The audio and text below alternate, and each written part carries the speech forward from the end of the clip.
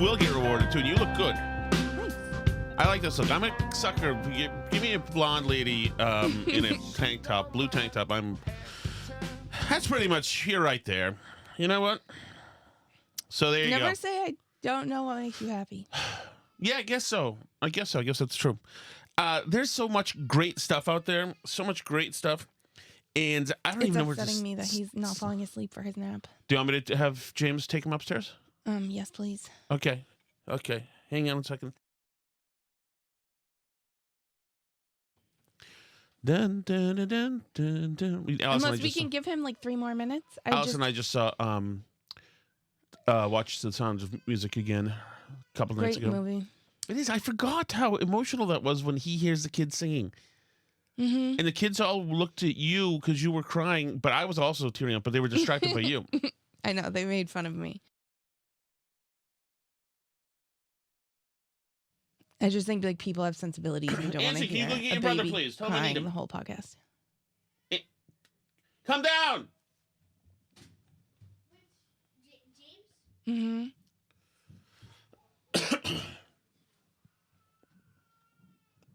No, I apologize for this. I apologize too. I'm sorry, but I thought he was going to be asleep for his nap, and he's not. So,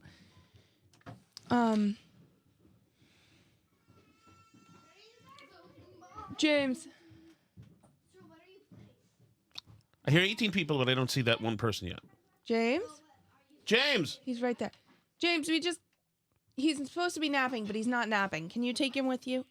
He's supposed to be napping, but he's not being asleep. So, yes, please. Thanks, Jamesy. Sorry about that. But some people don't enjoy listening to podcasts that have a crying baby on in the background. For the whole podcast, so here's the thing. Here's the thing about today. So the chat wants to know if your neighbor did your driveway today. Dan, as a matter of fact, it's just funny that you say that because he did. He started to. Well, first I started to do. I did one strip down to the end. Then he started to make his way up, and I said, "You don't have to do that. Me and James are going to be doing this, traveling the driveway." And he said, "Oh, that's okay." And I said, and then I stopped him. I said, "You should, just so you know, you can sleep with Alice." And he said, "No, I that's don't okay." think people know how to react. Right? To that. No, I don't think he did. And then on the way down again, I said, "Dan, you don't have to do this. Me and James will get to rest, but absolutely think of it. You should probably just sleep with Alice." And he said, "All right, let me think about it." So he's thinking about it. So there you go. He only did half. So then he left. Oh, that's right. I drove him away. Actually, You made him uncomfortable. There yeah, that's right. So he left the rest for me and James, and so there's that. So I don't know that you. I mean, technically, in any world where there's honor, absolutely that should be given. But that said, so I don't really want to talk about this because. But I was thinking today that if that, and I'm not in for that, I'm not a cuck or anything like that, and I'm not for like anything like that. But my question to you would be this: like, do you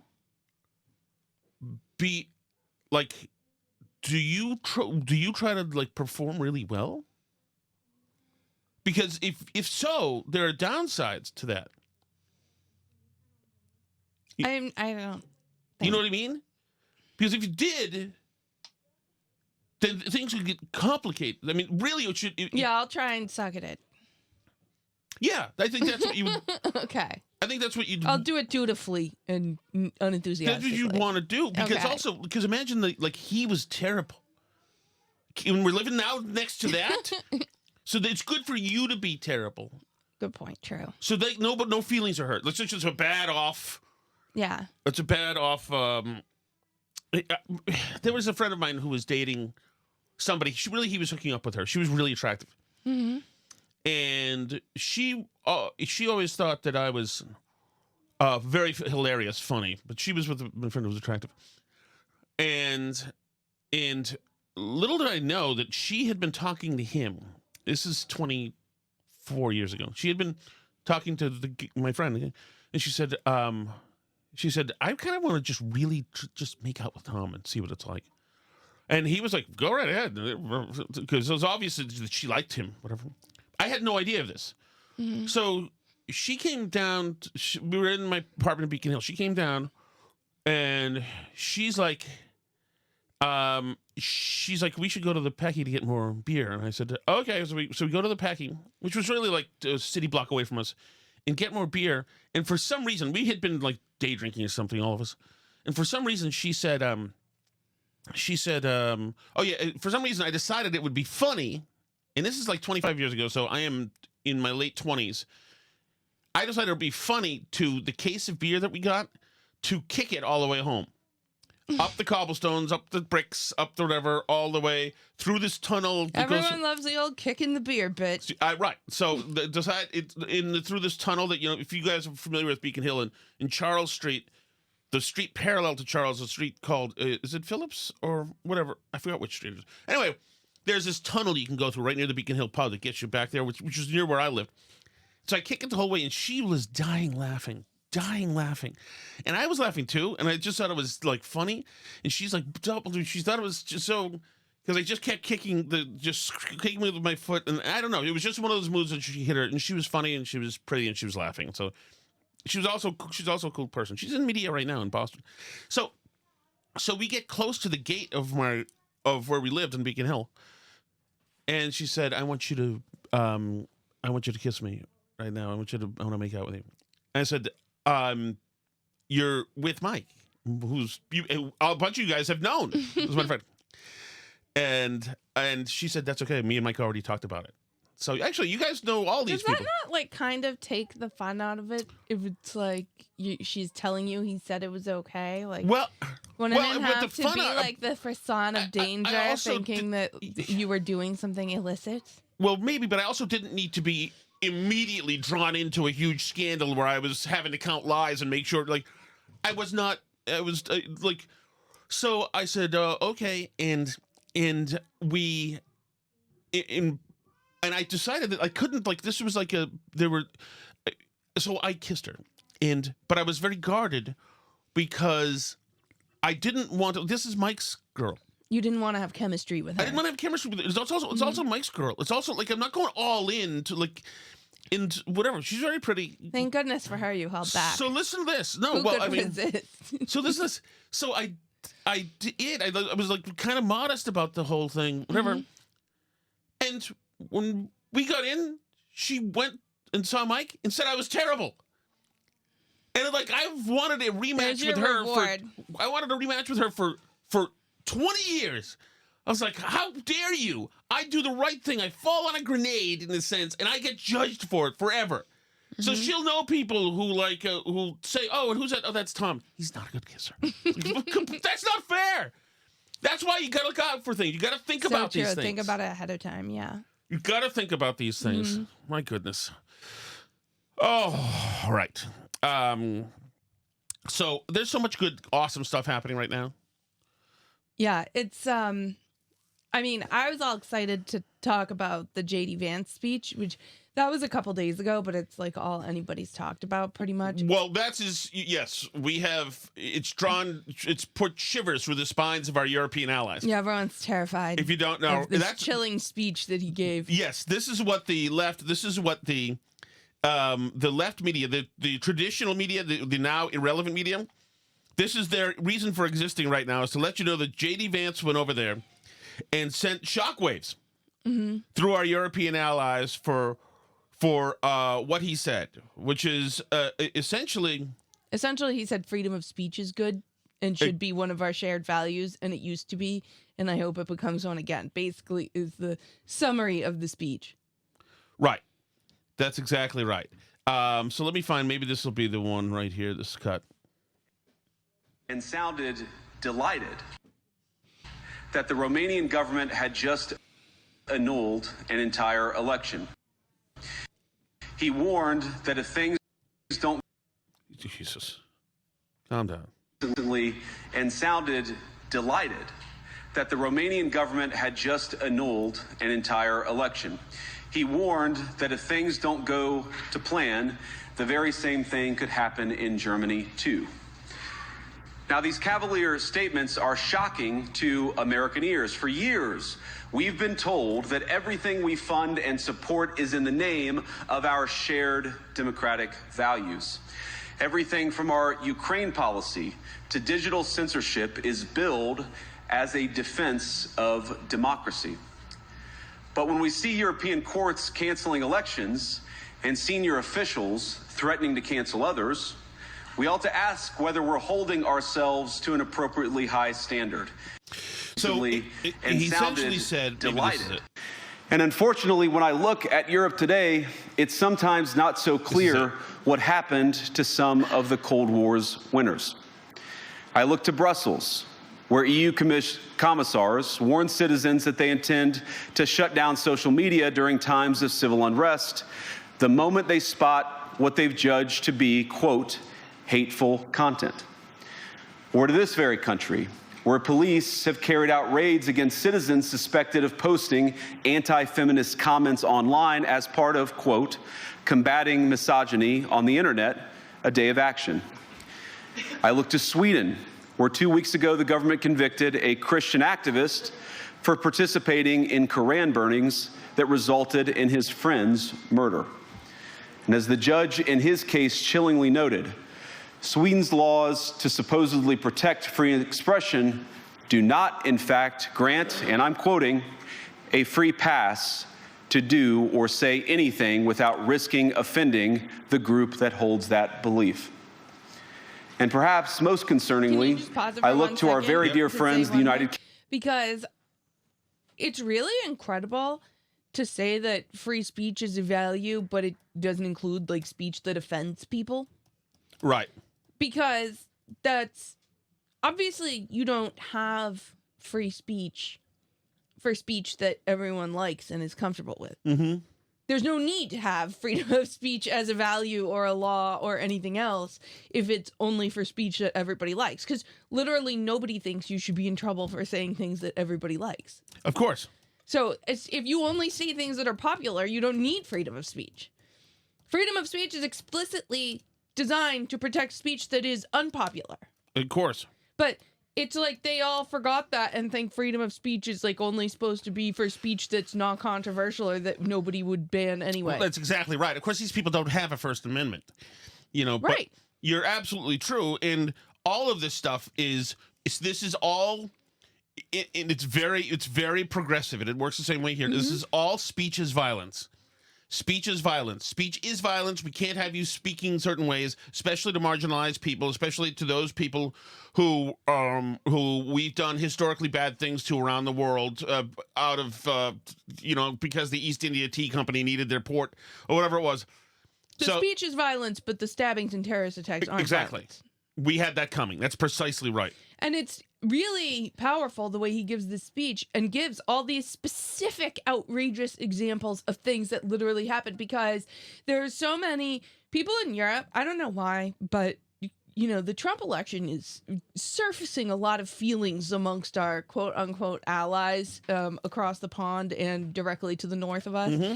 And it's very clear that they have had an underlying hatred of us for quite a while. I mean, like jealousy.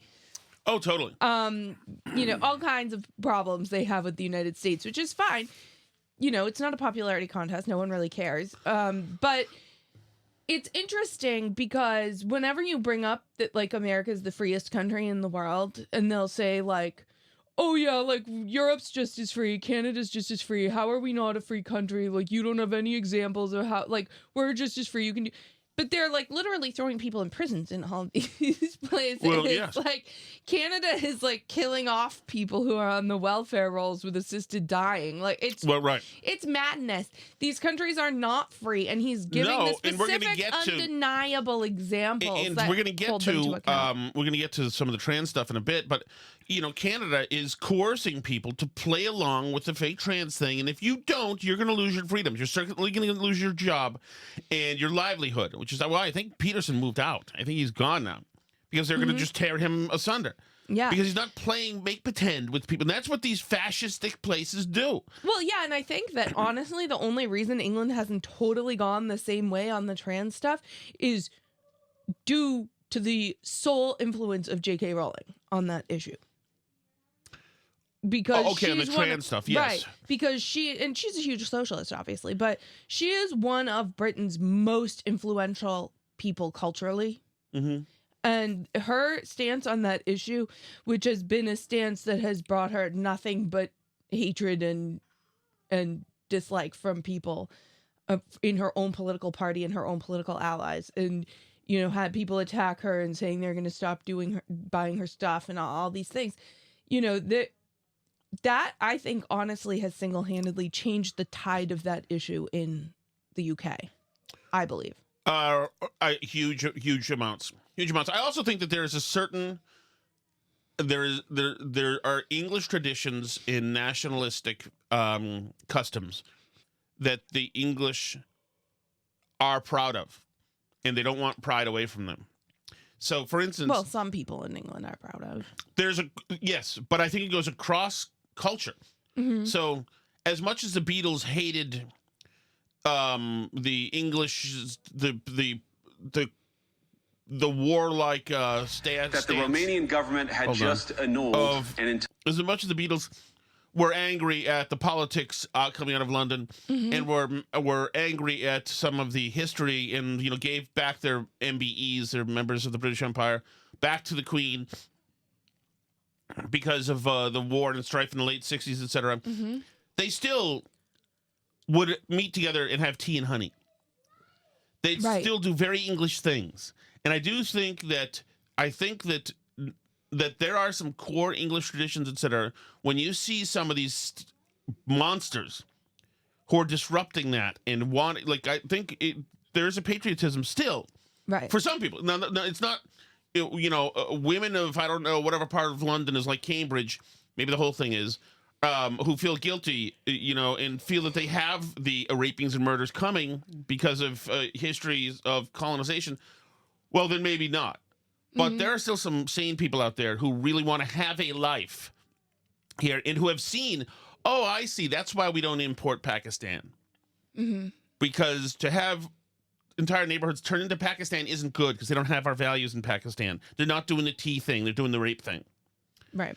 So, so that's why I think there's some pushback. Let's get back to Vance sending chills up the spines of our European allies. Kingdom, where the backslide away from conscience rights has placed the basic liberties of religious Britons in particular in the crosshairs.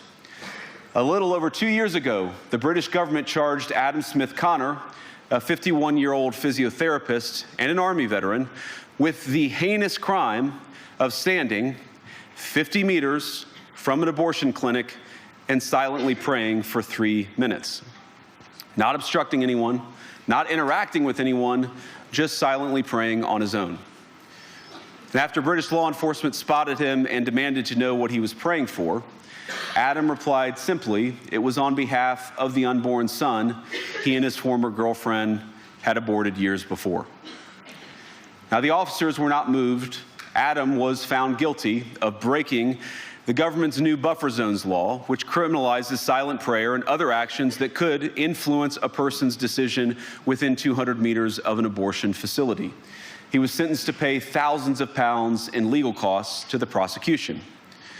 Now, I wish I could say that this was a fluke, a one-off crazy example of a badly written law being enacted against a single person, but no. This last October, just a few months ago, the Scottish government began distributing letters to citizens whose houses lay within so-called safe access zones, warning them that even private prayer within their own homes may amount to breaking the law. Naturally, the government urged readers to report any fellow citizen suspected guilty of thought crime. In Britain and across Europe, free speech, I fear, is in retreat. Right. And so the part that I didn't have on there was the part at the beginning where he says the greatest threat is not Russia or China. It's this from within, free speech rights. That's calls coming from inside the house. Right. That is so that's what sent chills up the spines of our European allies. If you haven't heard it, that means you haven't watched any of the Sunday shows, but that's what it is.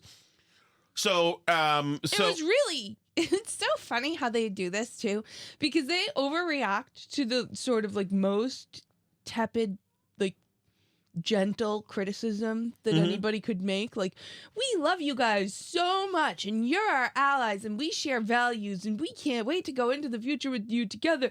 But I do think you're being maybe a little extreme on this speech stuff, and maybe you should get back to valuing free speech. And they're like, we've been stabbed to death. We can't do it. Oh, they like reacted to it in their speeches there, saying that like, you can't say stuff like that here. Like, absolute freak out over the tiniest little criticism. Well, right, and more of a freak out over those criticisms than the stabbing to death. Right. And then the terror attacks because it's some guy from Afghanistan, and and he drove through your Christmas.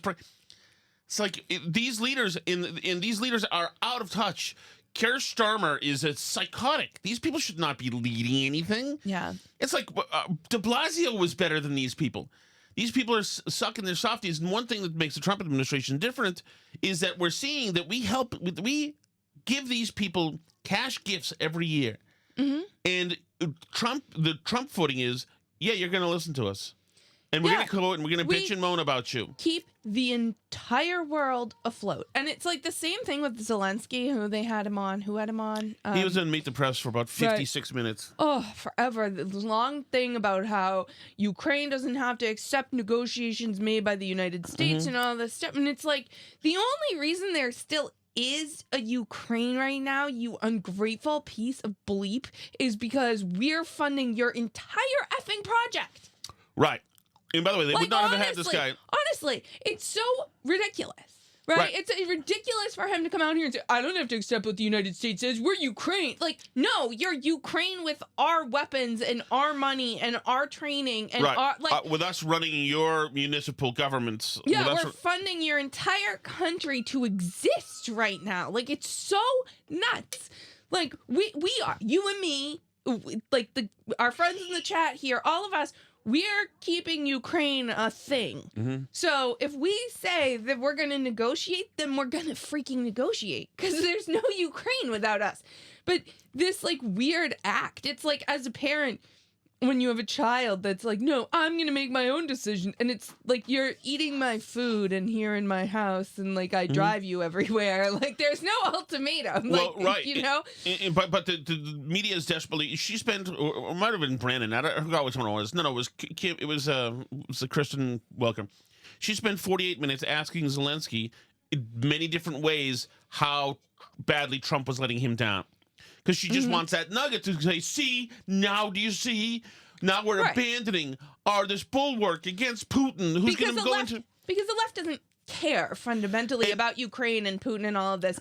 They just want it as a chip in their domestic policy fight with Trump, that they don't like Trump. Right. So they just want ammo for their own personal political beefs with Trump to say, see, look how dangerous Trump is being. Since Kristen Welker, in these media types, these national media types, especially the women, are empty-headed cupcakes, Zelensky sees this. He's not stupid. So he's like, by the way, they're going, the Russians, our intel shows they're going into Poland, too. They're going to try to go into Poland, just so you know. So you're going to be in this war. And she's like, oh, really? Really? Really? Oh, somebody freaking ask a question. The Russians aren't going to Poland. They want Ukraine. They want some other stuff. They want resources. This is what they do. Well, I mean, I'm sure they would go into Poland if they thought they could, like, get away with just taking Poland and nobody was going to stop them. But I think there's adults in charge in America now who aren't going to let Putin do stuff like Biden did. Well, totally. I mean, like, there's a reason he waited until the Biden administration to invade Ukraine. Well, yes. Because he knew Biden, he saw the Afghanistan stuff. He knew no one was running the show in the most powerful country in the world, and that he could do whatever he wanted, and the United States wasn't going to do heck about it. Like, it doesn't matter. But it's like just craziness that he's so ungrateful, and it's so annoying for him to go on here and make pronouncements about like what he's going to do, and he doesn't have to accept what we tell him. It's like, you're only a thing. Well, he was standing in a country where, he was standing for free speech, in a country where free speech was weaponized to. Okay, shut up, lady. And yeah, we'll get to her saying that too, because that's freaking amazing. But on the topic of news anchors and news cupcakes being morons, did you see that Caitlin Collins? Yes, she tweeted out the link to support Luigi Mangione. Yes, it was months ago though, right? Wasn't that just now? Oh, was it just now? Oh, okay. What? Really? Now? I think so. Oh, I thought it was like when it happened at the time because Trump's giving her a lot of grief and she's trying to pull a Jim Acosta during these White House things. There's another lady. Stop telling mediocre midwit small brains that they're good just because they're women. Please stop it. Please stop it. There have been good women in media who are very, very bright, and there are some right now. These Caitlin Collins isn't one of them. That was really recently? She apologized for CNN Caitlin Collins deletes post promoting his defense fund after backlash. I mean, I think this website for him is new. This is wow, that's New York amazing. Post, February 16th. Wow, that is amazing. I figured it was from like 8 months ago. I can't believe this. In the post on X, Collins showed a link to a new website launched by defense lawyers for Mangione, who faces the charges of first-degree murder, blah, blah, blah. Mangione, I mean, it can't have been that long ago anyway, because the murder only happened in December. But yeah, this was just now, I believe. That's unbelievable. This was nothing more than a social post reporting the news surrounding the trial, the statement from CNN told us. You are going to have Donald John Trump bringing this up to her face. There's no doubt. WMAL host Larry O'Connor commented on the situation, saying Collins used her considerable platform to promote a link for the defense fund of a cold-blooded killer. It is interesting because, I mean, obviously you had, like, conservative media people promoting like Kyle Rittenhouse stuff, but none of them was making any bones to be like a unbiased, hard news person. Yeah, it's like Hannity, right? But like try and picture in an article from CNN about Kyle Rittenhouse if they like linked to his Give, Send, Go in the article.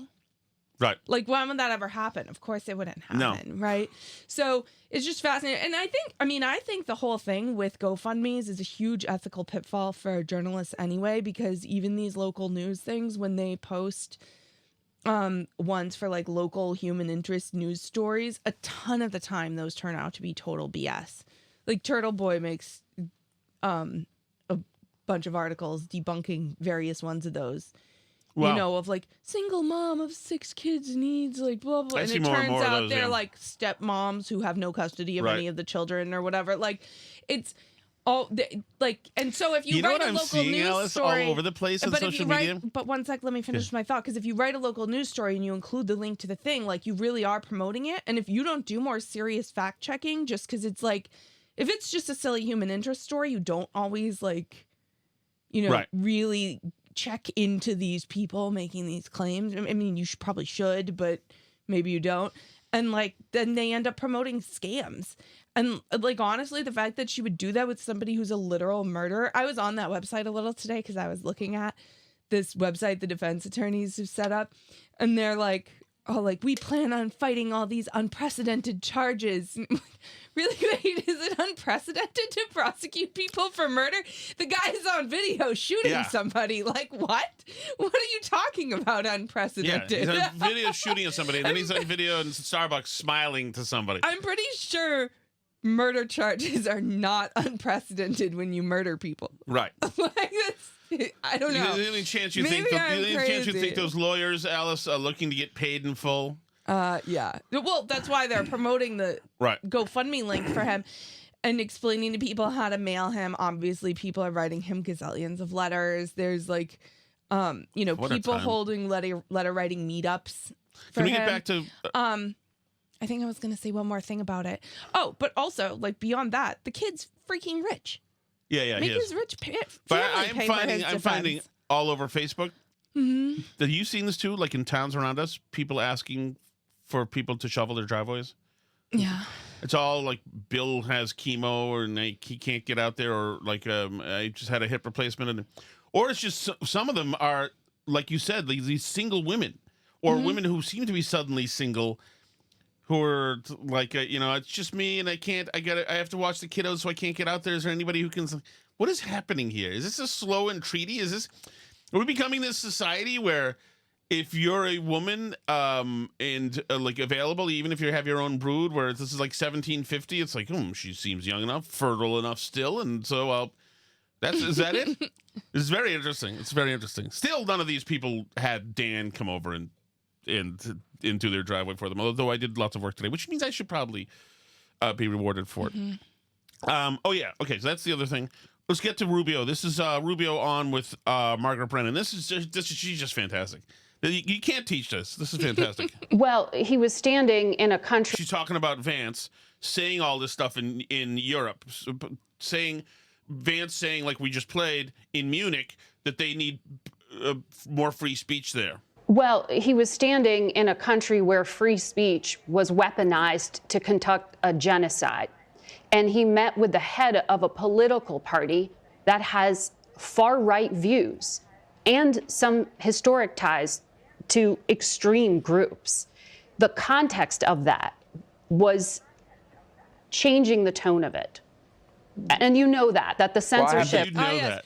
Hitler famously free speeched the Jews into the gas chambers. And you know that. It was too much free speech was the problem in Nazi Germany. They were just allowed to say too much. That's actually, Nazi Germany was famous for their free speech. People were allowed to say whatever they wanted, criticize the regime as much as they wanted. Way too much free speech. We're having a communist meeting down here, and there's no brown shirts to kick the doors in.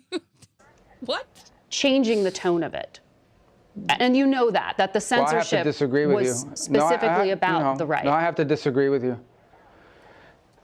Free speech was not used to conduct a genocide. The genocide was conducted by an authoritarian Nazi regime that happened to also be genocidal because they hated Jews and they hated minorities and they hated those that they had a list of people they hated, but primarily the Jews. There was no free speech in Nazi Germany. There was none. There was also no opposition in Nazi Germany. They were a sole and only party that governed that country. So that's not an accurate reflection of history. It is amazing, though. Guys, I'm going to come back. It's like Sue O'Connell level formulation. Actually, guess what, guys? If you look at the Kendrick Lamar dance scenario, you may not have thought to yourself that the colors were red, white, and blue. He mentioned 40 acres and a mule. Now, that may not mean much to you, but to students of history. And black Americans did build the White House. It was built on the backs. Your history was built on the backs of black America. Did you know that? It's true. So I've heard. Amazing. So, okay, let me see. Some of the mass hysteria stuff going on. Maybe that's the big takeaway there. But let me see if there's others before I move on. I want to get to the Michael Knowles stuff. But I just do find that like so incredible, and the idea that then it's like they didn't listen to J.D. Vance's speech at all when he was essentially one of the things he referenced in the beginning of the speech was the lack of trust that EU officials have in the democratically determined results of their elections. And he referenced specifically Germany's upcoming election and saying how like these officials want to overturn the results of the election if this right-wing party wins in Germany. And so J.D. Vance says that, and then they go out here and they say, like, that's actually super problematic because did you know that a right-wing party is, like, gaining popularity in Germany? Well, yeah. Yeah, the problem is that the right-wing party is gaining popularity in Germany and you guys are in denial about it and want to deny the result of the election if they get elected. Well, right. Right. And, like, but they're not listening to any of that. No, right. Because among other things, the right-wing party in Germany does not want to be stabbed to death by Islamofascists and is sick of the Christmas parades being run through by Islamofascists. They're over it. And they're more sensitive to the Islamophobia in that country than they are to the terrorist attacks. And people are not having it. Democrats, here's the other point, is the Democrats don't have any clue. Hakeem Jeffries was on Meet the Press today. He's the heavy. He'd be their Speaker of the House if they had the majority. And he said the number one thing that's wrong right now is that two things. One, the J6ers, because the J6ers are out there. That means Donald Trump has unleashed the career criminals and rapists on the American people.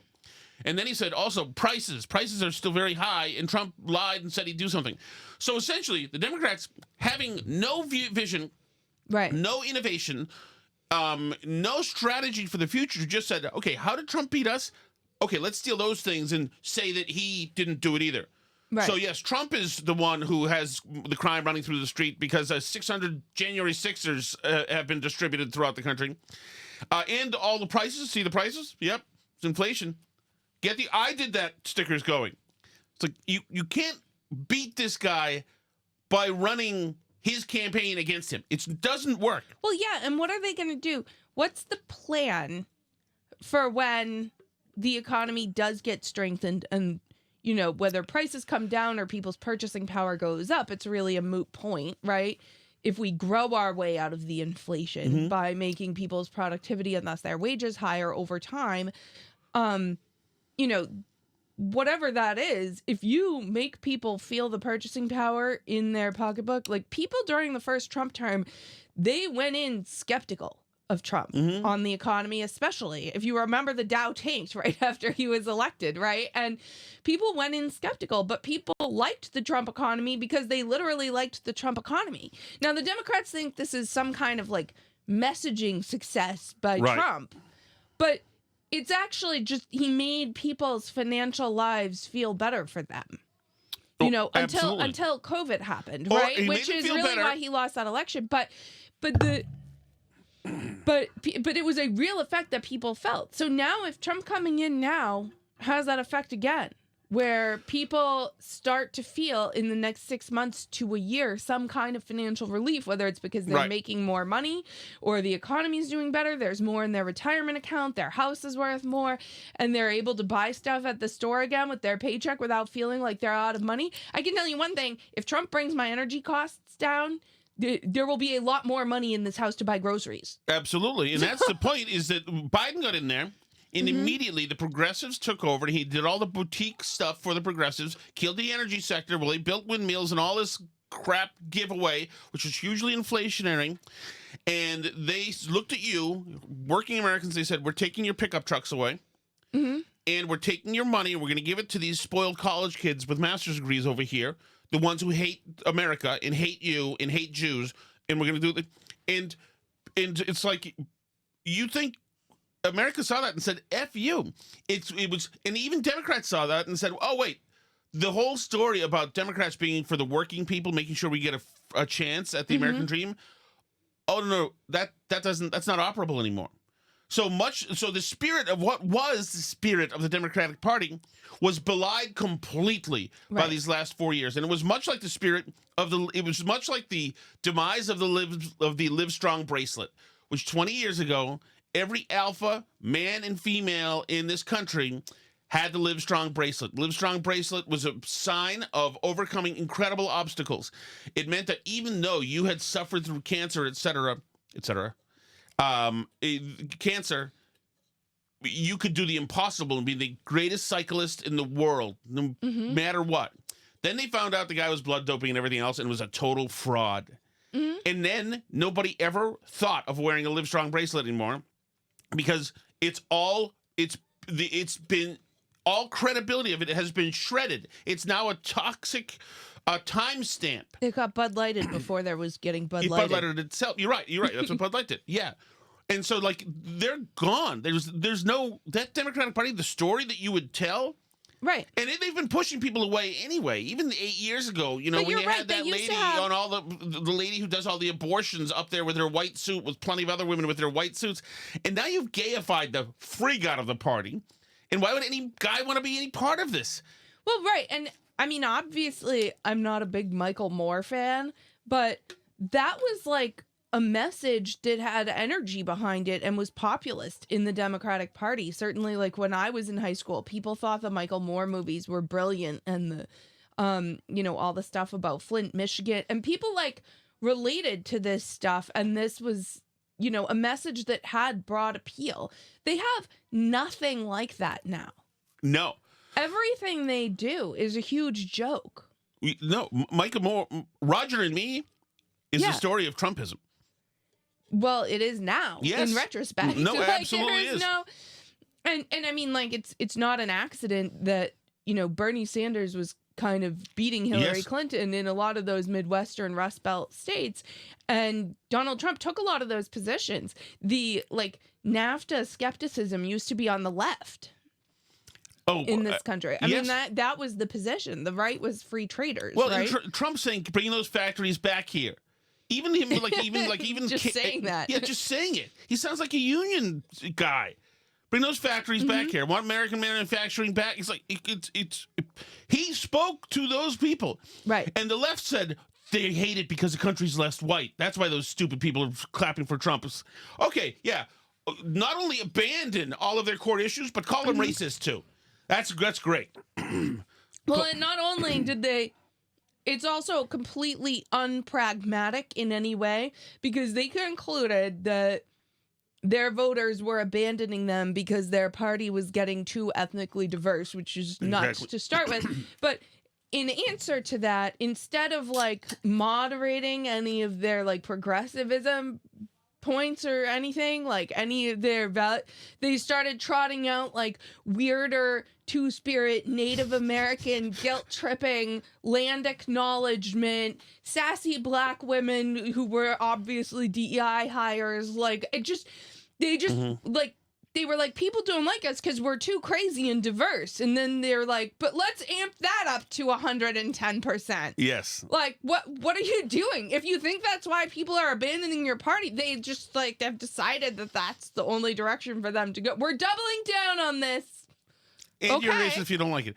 So that brings us, we are out of time. Let me just play this Jonathan Karl bit, just going over a poll to Hakeem Jeffries. Donald Trump's favorability rating is actually higher than it ever was the first time around. Let me ask you, a recent poll by Marquette looked at several of the things that he has done or says that he is going to do, and 63% favor federal government's recognition of only two sexes, 60% favor deporting immigrants who entered the United States illegally, 60% favor expanding oil and gas production, 59% favor declaring an emergency at the southern border. Is there anything you are seeing that Trump is doing that you are in favor of, that you think is the right thing?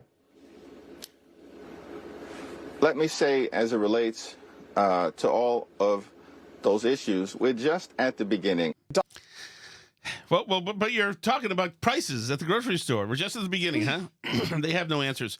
Okay. By the way, we can always do a little on the Patreon show, too.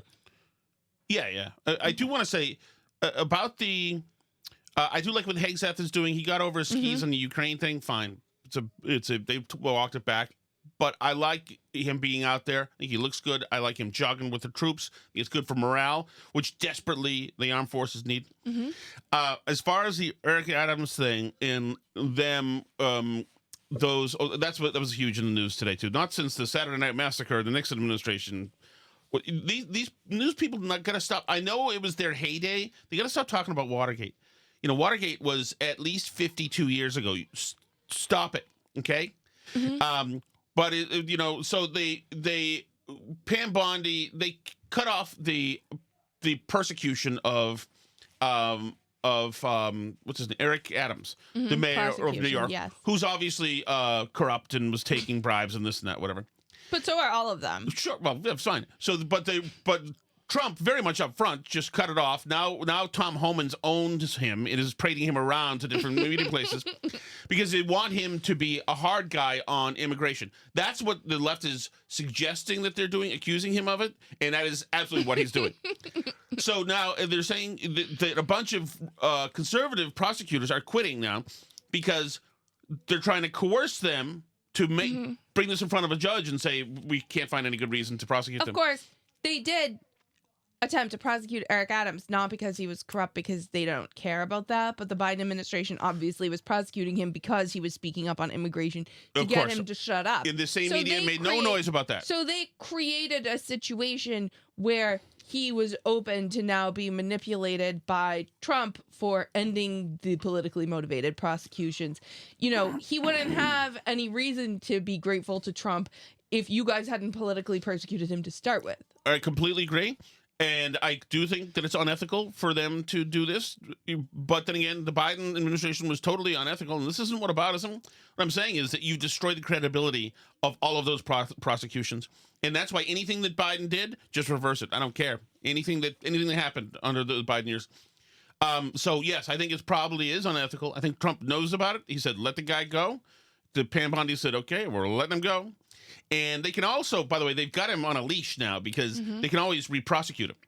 So it's a suspension of the prosecutions, which is to me is almost hilarious that it's happening. And yes, does it go against the spirit of the rule of law? Yes, and I don't care. Is my feeling. You guys, you had fun for 4 years. F you all. Sorry, but guess what? In a way, Trump is almost a dictator in a way, in the sense that he's not bothered by what you're saying. He's a one-term guy. He's got 2 years to do whatever he wants. Suck it. You did this. They did do it. I mean, like, there's no other way to put it. This wouldn't Trump. Oh, we have to do the chat, dude. That's what I'm saying. We have to do the chat, and then we gotta go to the Patreon show. I know. Then that's where we're gonna have to put the Michael Knowles stuff. It's freaking amazing. Okay. All right. Andy in Cambridge, Alice. 5 minutes east of the Phoenix Landing. My friends were just at the Phoenix. My friends Jay and Dana were just at the Phoenix Landing, which is where we used to hang out in the 90s. Hey, guys. Hey, Andy. Andy in Cambridge, 5 minutes east of the Phoenix Landing. And it's getting to the point where not just you guys, but even Clay and Buck are so engrossed with the horror that was the Super Bowl halftime show. Yeah. That I kind of wish the Patriots were in the Super Bowl this year so that I could have witnessed this nonsense also. Yeah, Cheers. Yeah. Thanks, Andy. Yeah, I know. I saw Clay Travis upset a bunch of people on a panel recently. I did like that. I like both of those guys just fine. They are my competition, you know else. Or as also soon to be known as the people who will be replacing me, I assume. That's a syndication joke, Alice. You know what? Hold that laughter. So just a quick story. I just got back from another conference, and yes, as we were heading up to 30. Hold on 1 second. Do we know what he does, Cheswick? I love conferences. Is it a fun conference? I love conferences in gift bags in tchotchkes. 8,000 feet above all the weather that was from South Carolina to Maine. The plane shifted during ascent from left to right. I don't like that. When we leveled off at one point, and I kept thinking in my head, "Oh, great, we're going into a flat spin." And there was a time when I didn't care. I flew so much that you just don't care. And if the plane barrel rolls through a cornfield in Iowa, you don't care. You can't control it. You're not flying the plane. But this time I was like, oh God, this is how it's going to go. We were just talking about the flat spin the other day, and now it's happening. Still, it's just turbulence, man. It's starting to get to me. I hear it's you, man. getting to me as I get older. I hear you. I understand, Dr. Jeswick. Yeah, in my 20s, I started to become scared to death of flying. Oh, I flew to London with Supple, and I was like not looking forward to flying. The plane's taking off, and as I was like white knuckling it on my seat, she put her hand in my hand to comfort me, and I was so disgusted that she did that it actually distracted me. Like, what the frick are you doing? TV show. She was probably being a caring human being, as a matter of fact. Needless to say, that doesn't matter. It's over. She dumped me. So now I'm with this one. Sorry. I apologize. Hi, Steve from Merrimack. Hey, Steve. Tom, yes. You really are the gay pot calling the kettle vinyl. Incorrect. At this point. I'll have you know that I have not purchased a single, as Baba Booey would call it on the Howard Stern show, piece of vinyl, Wolf, since Dutch Reagan was in his second administration. So probably 1985 at the latest. Do we believe this? Was when I was purchasing vinyl records. You, on the other hand, given we've now exposed you in your specialized tastes, I know you've got at least a big four on vinyl. One would be Carol Channing's greatest hits, obviously. Well, hello, Dolly. I used to have a gay. You do like musical theater soundtracks? Some. I don't like anything. Who's the guy who did Miss Saigon? I don't like anything Andrew Lloyd Webber's ever done. But we used to have this guy named Robbie, who was the banquet manager. He was our boss when we were rolling tables, this and that. And he used to say, he used to say, that's right. He used to go down the halls singing, well, hello, Dolly, da da da, Dolly. And about dollies, like literally? No, like, I don't think so. I thought it was going to be he was just a show about tune guy. dollies. And I remember one time he's singing "Hello, Dolly" as we're walking past him. He said, "You're my 7 dwarfs and I'm your Snow White." Well, hello, Dolly. It's an interesting time. Because you adore her version of "Hello, Dolly." Yeah, same. It would also be Peter Allen singing your favorite show tunes, flitting around on his piano. Correct. I don't even know. Do I know who Peter Allen is? Do you know who he is? I don't. Was that the guy who stole some? Was he married to? Was Peter Allen? Did Carson used to talk about him in his monologue? Say he had a hit called "I Want to Hold Your Hand" bag, like he was stealing from something, maybe Zsa Zsa Gabor or something. The very best of Judy Garland, obviously. I like Judy Garland. I do like Judy Garland. Not as much as the fellas like Judy Garland. And finally, Klaus Nomi's first record from, I believe, 1980, which his song, You Don't Own Me, was used by Rush Limbaugh to great effect for his gay updates in the 90s. Is that true? And, of course, it then became your theme song. What a tangled web we weave. Thank you. My pleasure. I don't know Klaus Barbie's album, but I do like that song, "You Don't Own Me." That was the one with the witches did that with Winona Ryder and Cher. No, they covered it together, I think. No, that was The It's Witches in His of Kiss. Eastwick? No. What are you Cancel. You Don't Own Me. I think that's that's not Winona Ryder. What are you talking about? It was in. Oh, are you talking about the Crucible? What are you talking about? No, it's not the Crucible. No, It's in His Kiss. That was Winona Ryder and Cher in that video. I think. Is that right?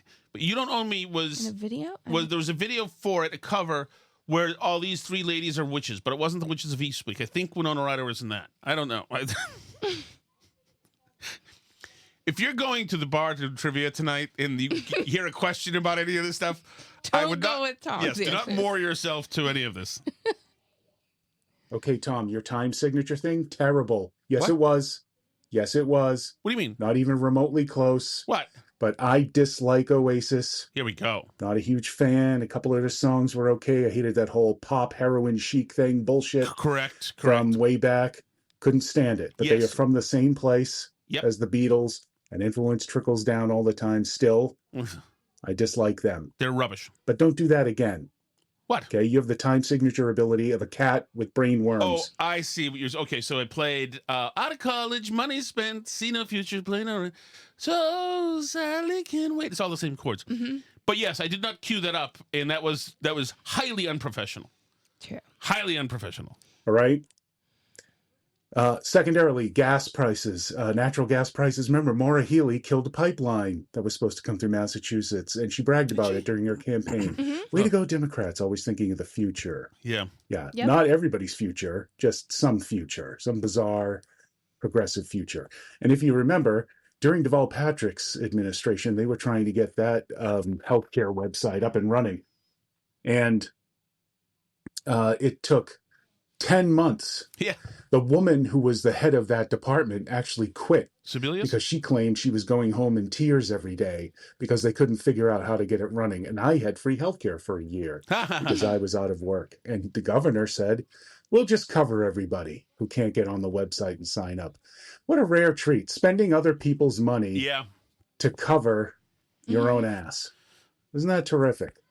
128. Nicely done, Dr. Cheswick. Nicely done. I'll have more to say on the energy cost thing on the other side in the Patreon show.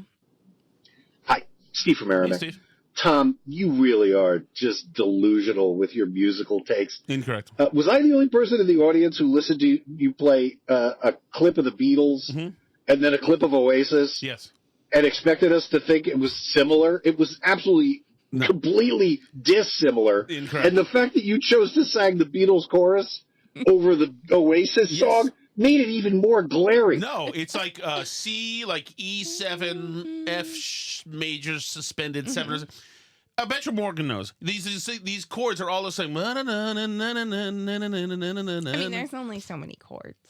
I know this for a fact because I used to love these Beatles chords, and I too wrote songs by stealing their chord progressions. But you were just less successful than Oasis. Yes, highly less successful, and very mad about it. Getting towards the root of this. Well, sure, but it doesn't mean that my investigation is without total merit. It's absolutely accurate. Go back and listen to it.